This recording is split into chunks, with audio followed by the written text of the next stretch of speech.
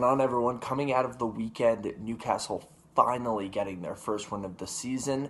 1-0 victory over Watford on Saturday at St. James's Park, and this was a massive victory for Newcastle, doubling their points total for the year to now 6, getting them momentarily out of the relegation zone, and just giving some momentum going forward. But this match was anything but easy for Newcastle. The first half, Watford really pouring on the pressure early. Watford, a team that's been in fantastic form to begin the season, started this game in 7th in the table, and was looking to continue that good form. And they were just really kind of attacking directly at Newcastle from the off, and it was worrying. It seemed like the question was not if Watford was going to score, but when they were going to score their first goal.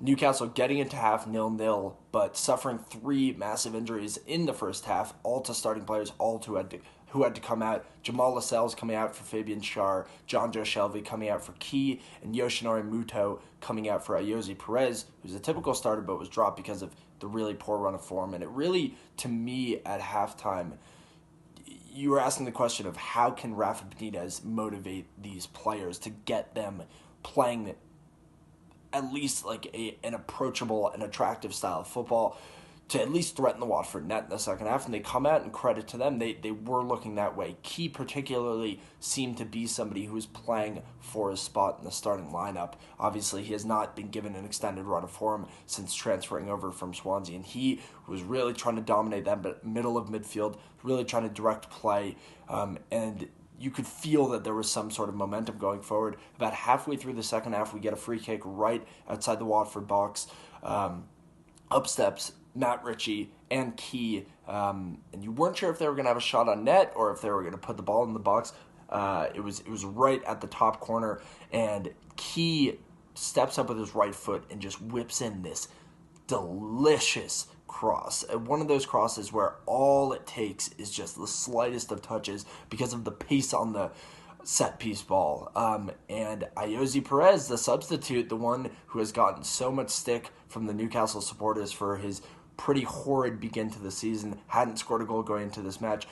Front post run and just the deftest of touches with his head puts the ball right into the back of the net. There was no chance for the goalkeeper. And first of all, I want to really credit the celebration for Ayoze Perez plugging his ears. Think an obvious gesture to the fans of Newcastle, who have been really giving him a lot of criticism for his play at the beginning of this year. He has not played particularly well. However, Ayoze Perez has been a player for Newcastle who's always come through with important goals and also very impressive goals. The man obviously has a very great grasp on how to be a good footballer, can dribble around really nicely, is very intelligent, has a very high soccer IQ, but that's the frustration with him sometimes, is he just tries to overdo it. He takes one too many touches, and in this match all it took was one touch off the head to get the ball in the back of the net and really invigorate that Newcastle attack. Martin Dubravka, again, was our savior in this match. He was peppered with shots throughout the game. In fact, actually, Watford technically only had 2 shots on goal, but Dubravka was very involved in this match, commanding the box, commanding his defense that from the off was shaky, and then when losing Lascelles got even more shaky. But going forward, that's a huge win for Newcastle. We host Bournemouth this upcoming weekend, which is almost of a carbon copy of a game as Watford. They're now in 6th, Bournemouth, really hard done to not get a victory or at least a point against Man United at home this weekend. They're going to be looking to rebound. So a huge match for Newcastle coming up.